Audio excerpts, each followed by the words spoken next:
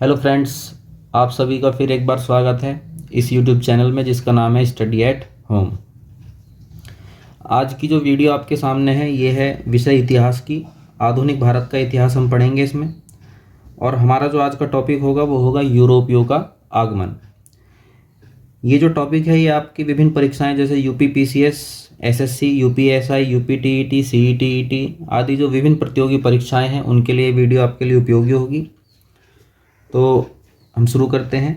आधुनिक भारत का इतिहास, टॉपिक का नाम है यूरोपियों का आगमन और यह है भाग नंबर 1। चलिए स्टार्ट करते हैं। तो जैसे कि मैंने अभी आपको टॉपिक बताया ही है कि आज का हमारा टॉपिक जो है वो है यूरोपियों का आगमन। तो सबसे पहले हम ये जान लेते हैं कि जिन व्यक्तियों के बारे में हम लोग पढ़ने वाले हैं, यूरोपियों का आगमन जिस टॉपिक के बारे में पढ़ने वाले हैं, सबसे पहले हम जानते हैं कि यूरोपियो या यूरोपियन ये कौन है।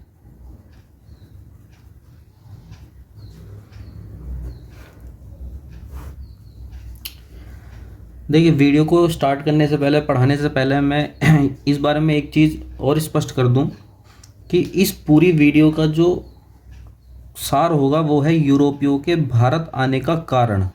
क्योंकि मेन जो हमारे क्वेश्चंस हैं, जो हमारे प्रश्न हैं, वो यहीं से ही आते हैं कि यूरोपियों के भारत आने के कारण क्या थे या वो किस कारण से भारत में आते थे।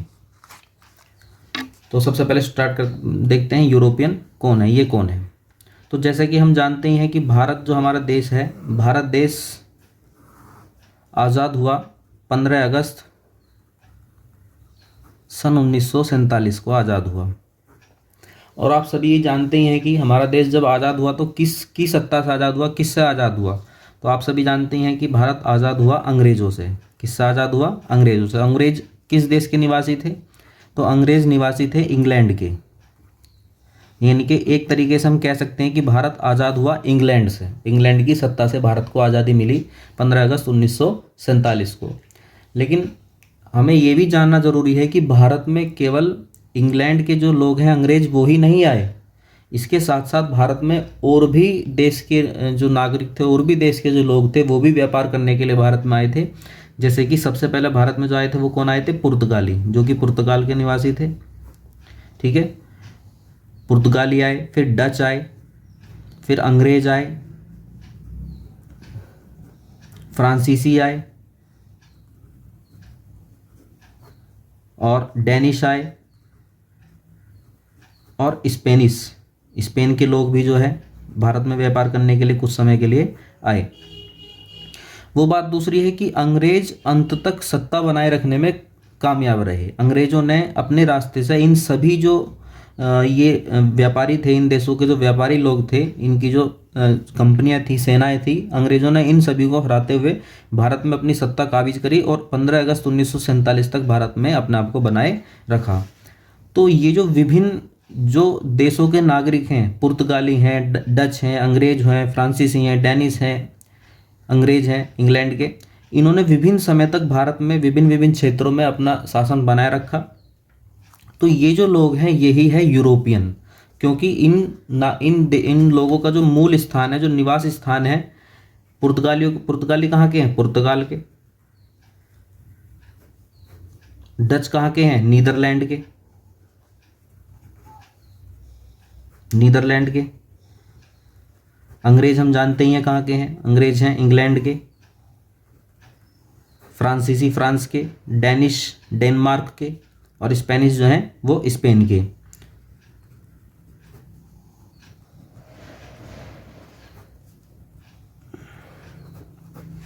तो ये जो सभी देश हैं, ये सभी देश कहाँ हैं? यूरोप महाद्वीप में। कहाँ उपस्थित हैं ये सभी देश? यूरोप महाद्वीप हैं। तो चूंकि यूरोप महाद्वीप में उपस्थित देशों के जो नागरिक हैं, वहाँ के जो लोग हैं, वहाँ की जो कंपनियां हैं, वो भारत में आई थी, इसीलिए ये टॉपिक बन जाता है यूरोपियों का आगमन। ठीक है। और यूरोपियों का आगमन को सही तरीके से समझने के लिए जो सबसे महत्वपूर्ण चीज़ है वो है मानचित्र। तत्कालीन जो मानचित्र है वो हमें बहुत सही प्रकार से हमें जानना जरूरी है, तब ही हम लोग जो है इस पूरे टॉपिक को समग्रता में समझ पाएंगे। तो देखते हैं सबसे पहले इसका जो मानचित्र है वो क्या क्या है। और ये आपको बहुत अच्छी तरीके से याद भी होना चाहिए और समझ में भी आना चाहिए, तभी हम लोग पूरी घटनाक्रम को सही प्रकार से समझ पाएंगे। तो देखिए फ्रेंड्स, ये जो आप यहाँ पे देख रहे हैं महाद्वीप, ये महाद्वीप है अमेरिका, उत्तरी अमेरिका।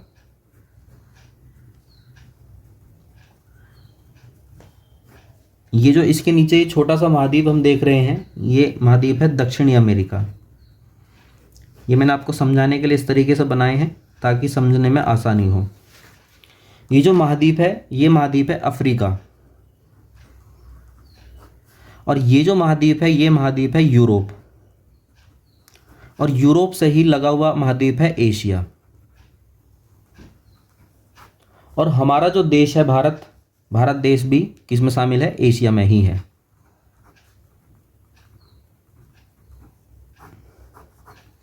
अब आते हैं दूसरी, ये तो हो गई महाद्वीप का एक मेन चित्र हो गया कि कौन सा महाद्वीप कहाँ पे है। ये है उत्तरी अमेरिका, दक्षिणी अमेरिका, यूरोप और अफ्रीका, ये एशिया, और ये हमारा भारत जो कि एशिया में ही शामिल है। एक जो महत्वपूर्ण महासागर है वो ये वाला महासागर है। ये जो महासागर हम लोग देख रहे हैं, ये महासागर एक महत्वपूर्ण महासागर है जिसका नाम है अटलांटिक महासागर। क्या नाम है इसका? अटलांटिक महासागर। ये नाम जानना क्यों जरूरी है? नाम जानना इसलिए जरूरी है क्योंकि जब हम आगे पढ़ेंगे तो हम पाएंगे कि यूरोपीय लोगों ने भारत आने के लिए एक नए समुद्री मार्ग की खोज की। भारत आने के लिए एक नए समुद्री मार्ग की खोज की, और वो जो नया समुद्री मार्ग है वो इसी अटलांटिक महासागर से होते हुए गुजरता था। तो क्वेश्चन आगे जो है वो इस तरह से भी पूछा जा सकता है कि यूरोपियन लोगों ने जो नए समुद्री जलमार्ग की खोज की, वह जलमार्ग किन किन महासागरों से होकर गुजरता था। तो वह महासागर कौन सा था? एक तो था अटलांटिक महासागर, और ये जो महासागर है, ये वाला महासागर है हिंद महासागर। तो कौन कौन से दो महासागरों से गुजर रहा है? एक तो अटलांटिक महासागर और एक हिंद महासागर से। अभी हम आगे समझेंगे और स्पष्ट हो जाएगी बात। तो ये हो गया हिंद महासागर, ठीक है। उसके बाद दो खाड़ियां हमें जाननी है। एक खाड़ी जो है वो ये है जिसका नाम है अदन की खाड़ी। क्या नाम है इसका? अदन की खाड़ी,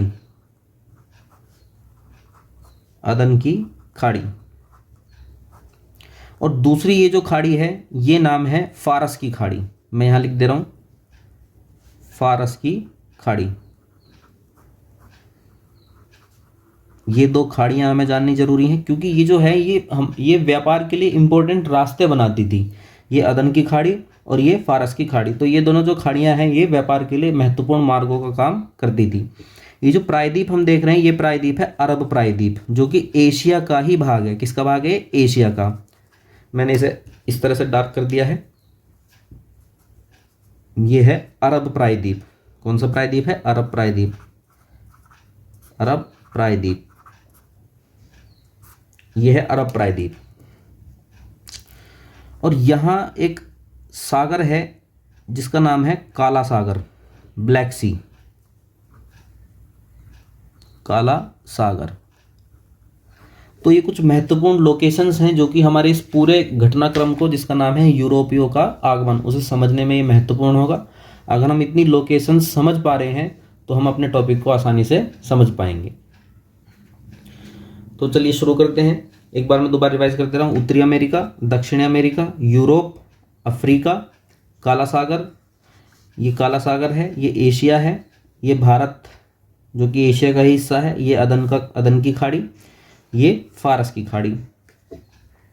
जैसे कि हम जानते हैं ये भारत है। भारत से अगला जो पड़ोसी देश हमारा है वो है पाकिस्तान। ये हो गया पाकिस्तान। पाकिस्तान के ऊपर ये लगता हुआ हो गया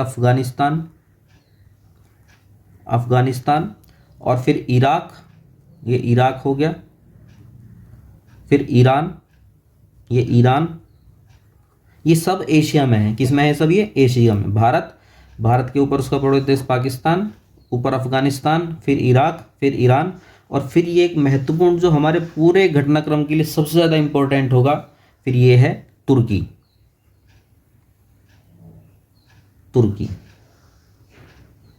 और फिर ये आ जाएगा हमारा यूरोप। यूरोप में भी दो हिस्से हैं जो कि हम समझ ले तो बेहतर है। एक तो ये हो गया पश्चिमी यूरोप, और ये हो गया पूर्वी यूरोप, पूर्वी यूरोप।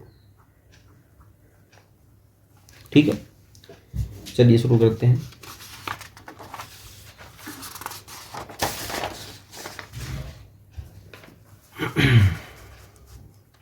देखिए, सबसे पहले तो हमें यही बात हम क्लियर कर लें कि ऐसा तो है नहीं कि जो यूरोपीय लोग जो हैं उनका संपर्क भारत से प्राचीन काल में नहीं था। भाई ऐसा थोड़ी ना है, इनका संपर्क तो क्या था, प्राचीन काल में ही भारत से संपर्क था। प्राचीन काल से ही ये लोग भारत से व्यापार करते आ रहे थे। जैसे प्राचीन काल में हमने एक नाम सुना होगा जिसको हम बोलते हैं रोमन साम्राज्य। रोमन साम्राज्य, तो रोमन साम्राज्य जो था वो भारत से व्यापार करता था। अब भारत से व्यापार होता किस चीज़ का था? देखो, यूरोप जो महाद्वीप है, यूरोप महाद्वीप एक ठंडा महाद्वीप है। कैसा महाद्वीप है? एक ठंडा महाद्वीप है।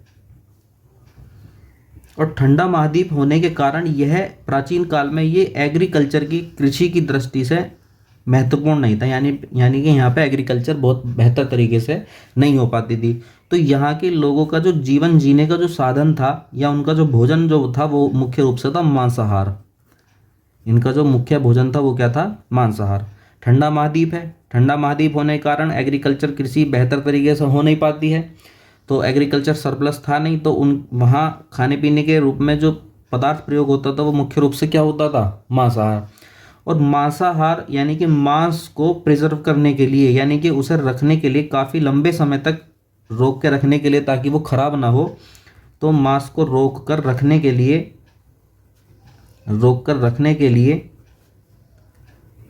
आवश्यकता होती थी मसालों की। आवश्यकता होती थी किस चीज़ की? मसालों की।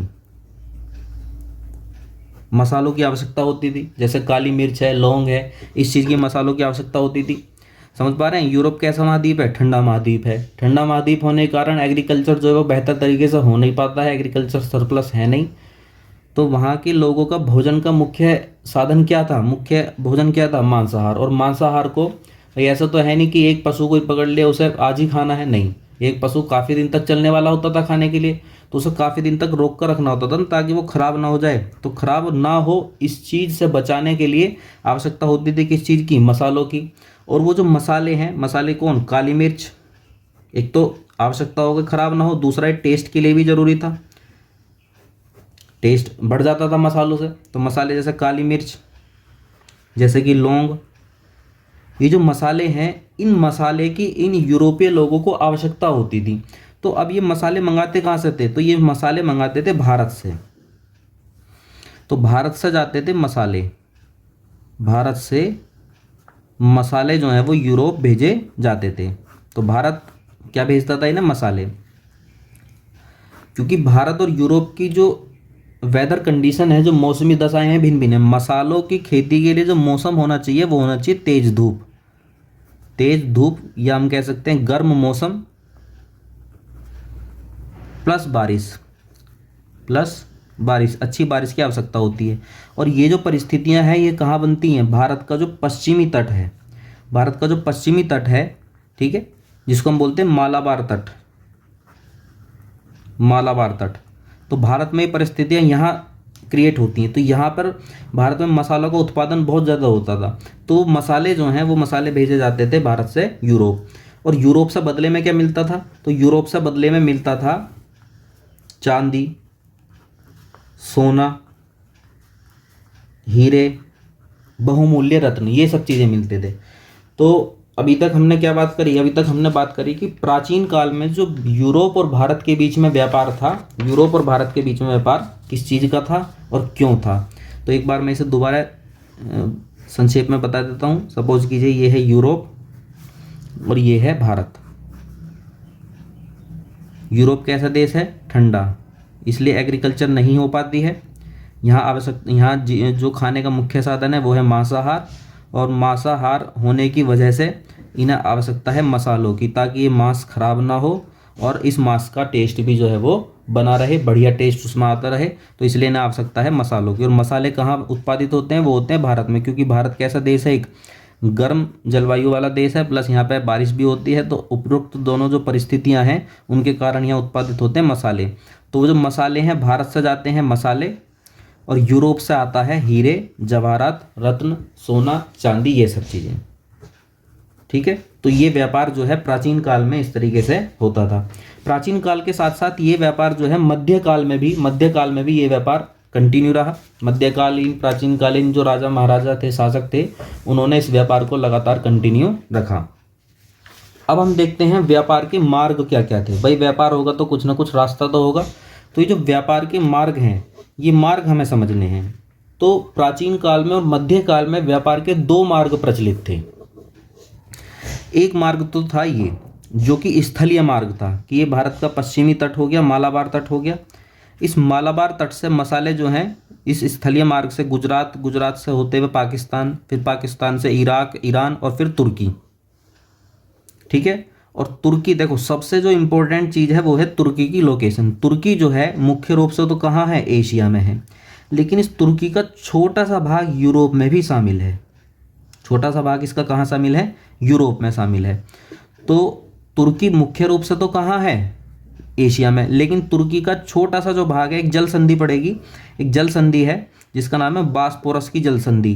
तो बास्पोरस की जल संधि तुर्की को दो भागों में बांटती है। एक मुख्य भाग हो गया एशिया में तुर्की का, और एक छोटा सा भाग जो है वो है यूरोप में। तो किस तरह से व्यापार होता था, भारत का गुजरात, गुजरात से होते हुए पाकिस्तान, पाकिस्तान से इराक, फिर ईरान, तुर्की और फिर पूर्वी यूरोप, और फिर पूर्वी यूरोप से पहुंचता था माल पश्चिमी यूरोप में। इस तरीके से एक मार्ग तो ये हो गया। उम्मीद है कि आपको समझ में आ रहा होगा मार्ग क्या क्या है। भारत का पश्चिमी तट, फिर गुजरात, पाकिस्तान, इराक, ईरान, तुर्की, और तुर्की से फिर पूर्वी यूरोप और फिर पश्चिमी यूरोप में। तो एक मार्ग तो हो गया ये जो कि है स्थलीय मार्ग। दूसरा मार्ग जो है वो जलीय मार्ग था, कि ये जो पश्चिमी तट है भारत का, यहाँ से फिर या तो ये वाला रूट या फिर ये वाला रूट, ये वाली खाड़ी कौन सी बताई थी, अदन की खाड़ी। अदन की खाड़ी होते हुए फिर यहाँ पहुँचेंगे भूमध्य सागर में। ये है भूमध्य सागर। तो अदन की खाड़ी होते हुए भूमध्य सागर में पहुँचेंगे, या फिर इस तरह से फारस की खाड़ी होते हुए तब भूमध्य सागर में पहुँचेंगे। यहाँ जो देश है वो है यूरोप का एक देश है जिसका नाम है एथेंस, ग्रीस, यूनान जिसे हम बोलते हैं, यूनान की राजधानी है एथेंस। और यहाँ जो देश है इसका नाम है इटली। तो ये जो एथेंस या जो ग्रीस है, यूनान है, और ये जो इटली है, ये दोनों देश जो है प्राचीन काल में बड़े समृद्ध देश रहे। तो उनकी समृद्धता का कारण क्या था, उनकी समृद्धता का कारण ये व्यापार ही है। ठीक है, किस किस तरह से दो मार्ग बताएं। पहला है स्थलीय मार्ग जो कि पूर्ण रूप से गुजरात, पाकिस्तान, इराक, ईरान, तुर्की और फिर पूर्वी यूरोप से पश्चिमी यूरोप। और ये वाला मार्ग हो गया इस तरीके से, ये फारस की खाड़ी होते हुए, और ये इस तरीके से भूमध्य सागर में प्रवेश करेंगे, और फिर जो है आगे इटली या ग्रीस, जो भी जिस भी तरीके से फिर ये पहुंच जाते हैं पश्चिमी यूरोप में। तो इस तरीके से व्यापार के दो मार्ग थे। यहाँ से ये जो अरब प्रायद्वीप है और ये जो भारत है, इनके बीच का जो व्यापार करते थे वो करते थे मुस्लिम व्यापारी। मध्यकाल में इस वाले क्षेत्र में जो व्यापार करते थे वो करते थे मुस्लिम व्यापारी, जिसमें अरब के व्यापारी और भारत के व्यापारी दोनों शामिल थे। भारत के व्यापारी यहाँ ले जाते थे, अरब के व्यापारी यहाँ से लेना आते थे। इस तरीके से ट्रेड जो है वो मसालों का चलता था। और फिर ये अरब के व्यापारी या भारतीय व्यापारी जो हैं इस माल को भूमध्य सागर होते हुए फिर यहाँ यूरोप में प्रवेश कराते थे। तो ये दो मार्ग जो हैं इस समय व्यापार में प्रचलित थे। फिर समस्या कहाँ उत्पन्न हुई, समस्या उत्पन्न होती है कि दो मार्ग में पहला मार्ग कौन सा बताया है, पहला मार्ग बताया है स्थलीय मार्ग। और जरा मुझे रिपीट कराएंगे कि स्थलीय मार्ग में किस तरीके से चल रहे थे हम। भारत से कहाँ पहुँचेंगे, पाकिस्तान, पाकिस्तान से कहाँ पहुँचेंगे, ईरान, फिर इराक, और फिर तुर्की, और फिर तुर्की से पूर्वी यूरोप, और फिर पूर्वी यूरोप से पश्चिमी यूरोप। दूसरा मार्ग था जलीय मार्ग, जिसमें था भारत का पश्चिमी तट, जिसका नाम क्या था, मालाबार तट, फिर वहाँ से दो भाग हो सकते थे, या तो हम जा सकते थे अदन की खाड़ी से, और या फिर हम जा सकते थे फारस की खाड़ी से। और अगर इन दोनों से जाएंगे तो कहाँ पहुँचेंगे? भूमध्य सागर में। और भूमध्य सागर से फिर कहाँ, कौन से देशों में पहुँचेंगे? इटली और यूनान। और इटली का एक शहर आपने सुना होगा जिसका नाम था वेनिस। यूनान का शहर है जिसका नाम है एथेंस। ये सब शहर किस लिए प्रसिद्ध हुए? ये सब शहर किस लिए समृद्ध हुए? इसी व्यापार के कारण समृद्ध हुए। अब समस्या कहाँ उत्पन्न होती है? समस्या ये उत्पन्न होती है कि जो पूर्वी यूरोप है, या हम शुरू करते हैं यूरोप जो है, यूरोप में एक साम्राज्य है जिसका नाम है रोमन साम्राज्य। रोमन साम्राज्य बाद में आकर दो भागों में बट गया। एक हो गया पश्चिमी भाग में पश्चिमी रोमन साम्राज्य,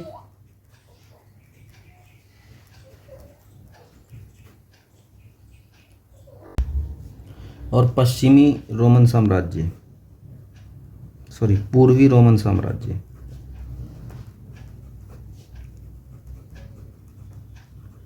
और ये जो पूर्वी रोमन साम्राज्य है इसको बोला जाता था बेंजेंटाइन साम्राज्य।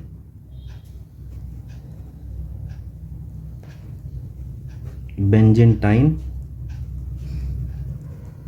साम्राज्य। और इसी बेंजेंटाइन साम्राज्य की राजधानी थी कुस्तुनतुनिया।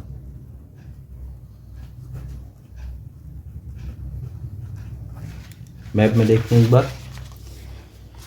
पूरे यूरोप पर था रोमन साम्राज्य, फिर बाद में विभाजन हो गया, पश्चिम में पश्चिमी रोमन साम्राज्य और पूरब में पूर्वी रोमन साम्राज्य। और ये जो पूर्वी रोमन साम्राज्य था इसमें साम्राज्य का नाम क्या था? बेंजेंटाइन साम्राज्य। और इसकी जो राजधानी थी वो थी कुस्तुनतुनिया में। और कुस्तुनतुनिया कहाँ है?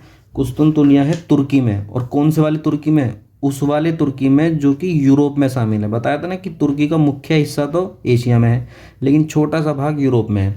तो यूरोप में जो छोटा सा भाग है वही है कुस्तुनतुनिया। अब हुआ क्या? हुआ ये कि 1453 ईस्वी में, 1453 ईस्वी में या उससे कुछ समय पहले क्या हुआ कि ये जो अरब प्रायद्वीप है 15वीं शताब्दी में, इस अरब प्रायद्वीप में एक साम्राज्य का उदय हुआ जिसका नाम था उस्मानिया साम्राज्य। उस्मानिया साम्राज्य, तुर्कों का साम्राज्य, ऑटोमन साम्राज्य। तो वो जो तुर्कों का जो साम्राज्य था जब उसका प्रसार हुआ तो उस प्रसार में इनका संघर्ष किससे हुआ? इनका संघर्ष हुआ पूर्वी यूरोप वाले साम्राज्य से। पूर्वी यूरोप में कौन सा साम्राज्य है? बेंजेंटाइन साम्राज्य। तो बेंजेंटाइन साम्राज्य का इस उस्मानिया साम्राज्य से संघर्ष हुआ और उस संघर्ष में ये जो बेंजेंटाइन साम्राज्य है वो क्या हो गया? पराजित हुआ। और इनकी जो राजधानी थी कुस्तुनतुनिया, उस कुस्तुनतुनिया पर अधिकार हो गया तुर्कों का। और जब तुर्कों का अधिकार यहाँ पर हो गया तो इन तुर्कों ने क्या करा? इस वाले मार्ग से होने वाले व्यापार में रुकावटें शुरू कर दी।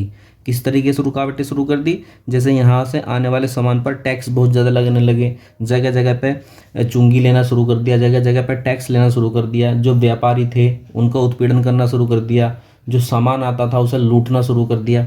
तो इस तरीके से जो स्थलीय मार्ग था व्यापार का, भारत और यूरोप के बीच जो व्यापार का जो स्थलीय मार्ग था उसमें क्या आने लगी? रुकावटें आने लगी, दिक्कत आने लगी। तो इस तरीके से जो पहला मार्ग था वो पहला मार्ग जो है वो हो गया अवरुद्ध। और जब पहला मार्ग अवरुद्ध हो गया तो अब क्या हुआ? दूसरे मार्ग की ओर ध्यान दिया गया कि भाई चलो इससे व्यापार करते हैं। लेकिन यहाँ भी किसका साम्राज्य है? उस्मानिया साम्राज्य है, तुर्की साम्राज्य है। तो उन्होंने क्या करा? यहाँ भी रुकावटें उत्पन्न करना शुरू कर दी। दूसरी बात और क्या हुआ कि यहाँ पे टैक्स बहुत ज़्यादा लेना शुरू कर दिया, जिससे क्या होने लगा? आगे जो सामान जाता था वो बहुत ही ज़्यादा महंगा होने लगा। तो कुल मिला के क्या हुआ? कुल मिला के ये हुआ कि 1453 ईस्वी में जब यहाँ कुस्तुनतुनिया पर अधिकार हो गया तुर्कों का, तो उसके कारण जो व्यापारिक मार्ग हैं उनमें क्या आने लगी? रुकावटें आने लगी। तो जब व्यापारिक मार्गों में रुकावटें आने लगी तो यहाँ पर मसाला जो पहुँचता था वो पहुँच नहीं पा रहा था, इस वजह से यहाँ दिक्कतें होने लगी। तो यहाँ के जो शासक हैं उन्होंने फिर ये कहा कि भाई अब किसी दूसरे व्यापारिक मार्ग के बारे में सोचा जाए। यहाँ दो देश मुख्य रूप से हैं जो कि हमें जानने हैं, एक है स्पेन और एक है पुर्तगाल। तो स्पेन और पुर्तगाल जो देश हैं वहाँ के जो शासक थे वो बड़े ही साहसी शासक उस समय थे। हम जानते हैं कि आवश्यकता ही किसी भी चीज़ की जननी होती है। भाई जब तक यहाँ पर इन मार्गों से सामान पहुँचता रहा तब तक कोई दिक्कत नहीं, लेकिन अब ये मार्ग अवरुद्ध हो गए तो अब एक नए मार्ग की आवश्यकता होने लगी। दूसरी बात क्या है, एक हमें दूसरा घटनाक्रम समझना है कि जब इस कुस्तुनतुनिया पर अधिकार हो गया तुर्कों का, तो यहाँ के जो विद्वान थे, यहाँ के जो दार्शनिक थे, यहाँ के जो लोग हैं वो कहाँ भागेंगे? इस पश्चिमी यूरोप की तरफ भागे। पश्चिमी यूरोप की तरफ भागे तो वो अपने साथ यहाँ पर जो प्राचीन साहित्य है, प्राचीन जो ग्रंथ हैं, जो ज्ञान था उसको अपने साथ लेके गए। हम सभी जानते हैं कि प्राचीन काल में जो यूनान है, यूनान बहुत ही एक दार्शनिक वाला देश हुआ करता। जैसे काफ़ी प्रमुख दार्शनिक यहाँ के थे, जैसे सुकरात है, प्लेटो है, अरस्तु है, यूक्लिड है, पाइथागोरस है, वो सब कहाँ के थे? इस यूनान के ही थे। तो उनके ग्रंथ थे यहाँ पे प्राचीन रोमन साम्राज्य में, पूर्वी रोमन साम्राज्य में, बेंजेंटाइन साम्राज्य में। तो जब यहाँ पर तुर्कों का अधिकार हो गया तो लोग इनके ग्रंथों को लेकर भागे पश्चिमी यूरोप में। और जब ये ग्रंथ यहाँ पर पहुँचे और लोगों ने यहाँ पे इन ग्रंथों को पढ़ा तो इन्हें पढ़ के यहाँ हुआ पुनर्जागरण। क्या हुआ? यहाँ पर पुनर्जागरण हुआ, यहाँ के लोगों में पुनर्जागरण हुआ। अब पुनर्जागरण का मतलब क्या है? देखिए, शुरुआत में जो मनुष्य था वो था मानववादी। उसका पूरा ध्यान क्या था? अपने ऊपर था, अपनी सामर्थ्य, अपनी शक्तियों के ऊपर था। लेकिन जैसे जैसे विकास हुआ फिर केंद्र में आ गया ईश्वर, चर्च। यानी कि अब मनुष्य हर चीज़ के लिए चर्च के ऊपर डिपेंड होने लगा, हर चीज़ के लिए चर्च के ऊपर आधारित होने लगा। उसकी सभी शक्तियाँ, सभी जो खुशी, गम, अधिकार, वो सब किसके द्वारा कंट्रोल होने लगे? चर्च के। यानी कि अब ये समय, इसको अंधकार का युग भी बोला जाता है कि इस समय पे ना तो कोई खोज हुई, ना किसी तरह का कोई आविष्कार हुआ, ना किसी तरह का कोई ज्ञान अर्जित हुआ। सब चीज़ किसके अंडर में आ गई? चर्च के अंडर में। लेकिन जब ये प्राचीन ज्ञान यहाँ पहुँचा तो प्राचीन ज्ञान जब लोगों ने पढ़ा तब उन्हें पता चला कि भाई प्रारंभ में तो हम बहुत ही ज्ञानी थे, लेकिन बाद में चर्च के द्वारा जो है हम लोगों को कंट्रोल किया जाने लगा। तो जब ये ज्ञान यहाँ पहुँचा तो लोग जो है पुनः दोबारा जो है जागृत हुआ, अपने ज्ञान के द्वारा वो क्या हुए? दोबारा से जागृत हुए। उनमें दोबारा कुछ करने की इच्छा जो है जागृत हुई, दोबारा उनका जो सामर्थ्य है वो जागा। तो ये था पुनर्जागरण। तो यहाँ के लोगों में क्या हुआ? पुनर्जागरण हुआ। उस पुनर्जागरण के कारण बहुत सारी खोजें हुई, बहुत सारी भौगोलिक खोजें हुई, बहुत सारे वैज्ञानिक खोजें हुई। जैसे इसी समय पे क्या हुआ? मानचित्रों का निर्माण करना शुरू हुआ, मानचित्र बनाए जाने लगे। इसी समय पे दिशा सूचक यंत्र का, तोप का, नए नए जहाज़ों का, बड़े बड़े काबिल जहाज़ों का, नौसेनाओं का आविष्कार जो है इस समय पे होने लगा। दूसरे यहाँ के जो शासक थे दोनों ही जो हैं बड़े इस क्षेत्र में काबिल थे। उन्होंने अपने यहाँ के नागरिकों को प्रोत्साहित किया कि भाई आप लोग जो है निकलिए और कोई नए मार्ग की खोज जो है वो कीजिए। तो एक पुर्तगाली, सबसे पहले एक स्पेनिश व्यक्ति की बात करते हैं जिसका नाम था कोलंबस। कोलंबस जो है मूल रूप से, वैसे तो कोलंबस था इटली का निवासी, इटली का नागरिक था कोलंबस। कोलंबस कहाँ का नाविक था? इटली का। ठीक है, कोलंबस था इटली का नाविक। लेकिन कोलंबस को जो भेजा गया, स्पेन के शासक ने भेजा 1492 ईस्वी में। 1492 ईस्वी में कोलंबस को जो है भेजा स्पेन के शासक ने कि भाई जाओ एक नए मार्ग की खोज करो। लेकिन वो जब यहाँ से निकला और निकलते निकलते निकलते वो भटक गया रास्ते में, और भटक के कहाँ पहुँच गया? भटक के पहुँच गया वो अमेरिका। तो कोलंबस के द्वारा एक नई भूमि की, एक नए महाद्वीप की खोज हुई जिसका नाम था उत्तरी अमेरिका। अमेरिका की खोज जो है कोलंबस ने की। फिर 1497 ईस्वी में, 1497 ईस्वी में एक दूसरा पुर्तगाली नागरिक जो है वो चलता है जिसका नाम है वास्को डिगामा। वास्को डिगामा 1497 ईस्वी में चलता है। लगभग 150 लोगों का बेड़ा इसके साथ था, 150 लोग थे, और 3 जहाज जो है शायद इसके साथ थे। 3 जहाज़ों के नाम तो खैर इतने इंपॉर्टेंट नहीं है, वो जानना इतने इंपॉर्टेंट भी नहीं है। तो ये जो वास्को डिगामा है, वास्को डिगामा चलता है 150 लोग लगभग, और 3 जहाज़ों के साथ में 13 जहाज शायद थे, 13 या 3 जो भी हैं। तो वो जब चलता है तो वो पहले पहुंचता है यहाँ इसी रास्ते से। अब आया ना अटलांटिक महासागर जो हम बता रहे थे, तो अटलांटिक महासागर वाले रास्ते से चलता है और यहाँ से निकलते निकलते वो पहुंचता है यहाँ। और यहाँ जो क्षेत्र, यहाँ जो जगह है उसका नाम है आशा अंतरीप।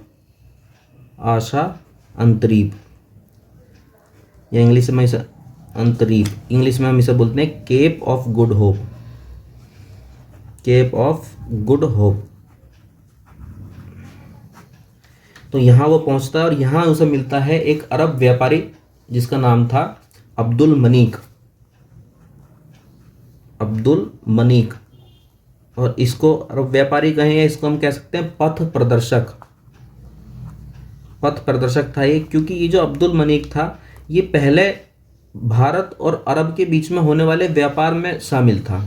तो इसे देखो, वास्को डिगामा जो था, वास्को डिगामा ने यहाँ से यहाँ तक की यात्रा तो कर ली, क्योंकि यहाँ से यहाँ तक का जो मानचित्र है वो एक व्यक्ति ने बनाया था, उसका नाम था प्रिंस हैरी, वो भी पुर्तगाल का ही था। पुर्तगाल के एक व्यक्ति ने, प्रिंस हैरी ने यहाँ से यहाँ तक का मानचित्र बना लिया था। तो उसी मानचित्र को फॉलो करते हुए यहाँ तक पहुँच गया था, केप ऑफ गुड होप तक, लेकिन उसे आगे का रास्ता नहीं पता था, आगे किस तरह से जाना है। तो आगे का जो रास्ता बताने में हेल्प की वो किसने की? अब्दुल मनीक ने हेल्प की। और अब्दुल मनीक ने किस तरह से हेल्प की? क्योंकि अब्दुल मनीक जो था वो भारत और अरब प्रायद्वीप के बीच में, अफ्रीका के बीच में होने वाले व्यापार में वो शामिल रहता था, तो उसे रास्ते की जानकारी थी। तो अब्दुल मनीक, इसीलिए उसे कहा गया पथ प्रदर्शक। अब्दुल मनीक की सहायता से वास्को डिगामा जो है इस हिंद महासागर को पार करते हुए यहाँ पहुंचा 20 मई 1498 ईस्वी में भारत के तट पर, भारत के पश्चिमी तट पर जो है वो पहुंचा। पश्चिमी तट का नाम क्या है? पश्चिमी तट का नाम हमने बताया था, इसका नाम है मालाबार तट। तो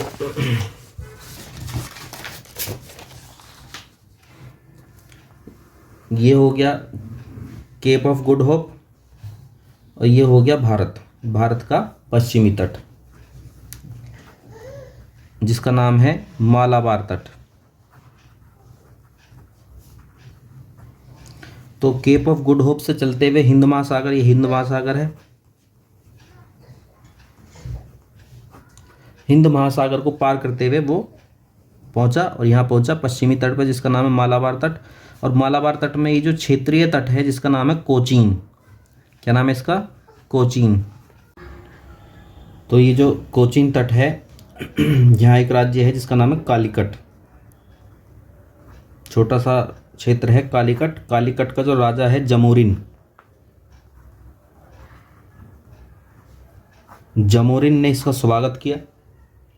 जमोरिन ने इसका स्वागत क्यों किया? जमोरिन ने इसका स्वागत इसलिए किया क्योंकि जमोरिन जो है, यहाँ जो अरब व्यापारी जो लोग थे जिन्होंने इस व्यापार पर कब्जा जमा रखा था, बताया था ना कि यहाँ पे जो व्यापार करते थे कौन करते थे? मुस्लिम अरब व्यापारी करते थे।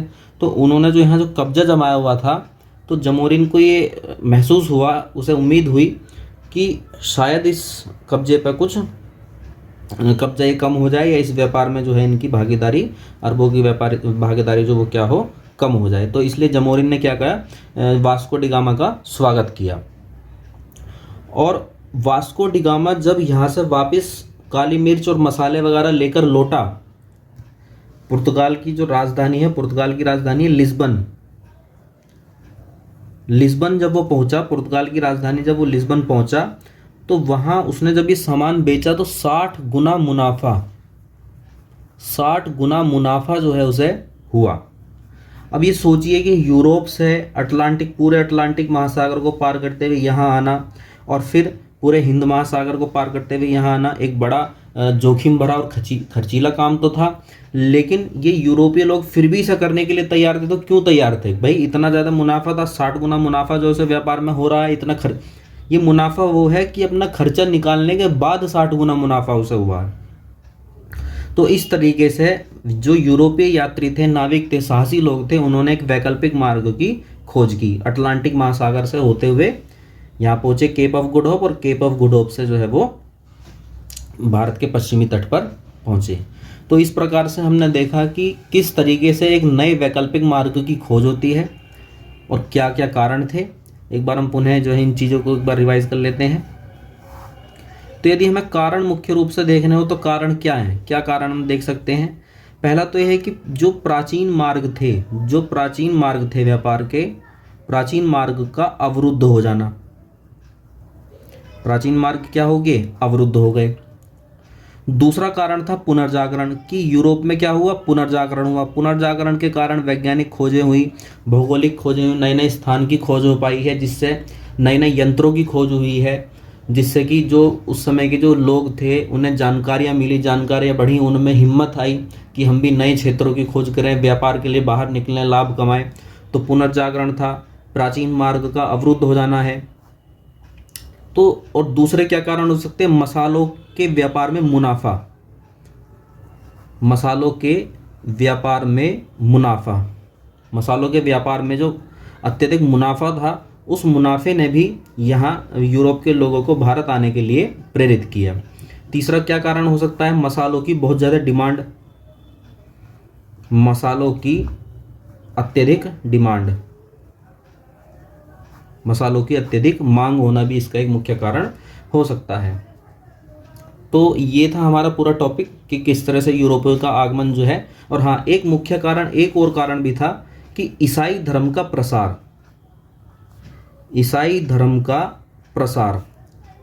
तत्कालीन जो शासक थे, उन शासकों का एक उद्देश्य ये भी था कि वो पूरे विश्व में ईसाई धर्म का प्रसार करें, पूरे विश्व में ईसाई धर्म को प्रसारित करें। तो वो अपने नाविक, उनके जो यात्री थे, उन्हें ये कह के भेजा करते थे कि भाई आप जाओगे तो वहाँ ईसाई धर्म का प्रचार प्रसार भी करोगे।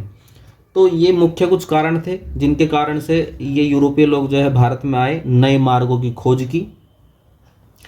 अब ये जो पूरा जो डिस्कशन है ये तब तक इनकम्प्लीट रहेगा जब तक कि हम इस टॉपिक से आने वाले जो क्वेश्चंस हैं, अभी तक जो क्वेश्चंस आए हैं, यदि हम उन क्वेश्चंस को नहीं देख लें, वो क्वेश्चंस हम लोग सॉल्व नहीं कर लें, तब तक ये डिस्कशन अधूरा रहेगा। तो नेक्स्ट वीडियो में हम लोग इस टॉपिक से आने वाले जितने भी क्वेश्चंस होंगे, चाहे वो ऑब्जेक्टिव्स हैं, चाहे वो MCQs हैं, और चाहे वो कोई किसी भी तरह का क्वेश्चन है, चाहे किसी मुख्य परीक्षा में आने वाला कोई क्वेश्चन है इस टॉपिक से संबंधित, तो उन्हें भी हम लोग जो है कल करेंगे। धन्यवाद। यदि आपको ये वीडियो पसंद आ रही है, आपको पढ़ाने का तरीका अच्छा लगा है, तो आप इस वीडियो को लाइक कीजिए, शेयर कीजिए और चैनल को सब्सक्राइब कीजिए।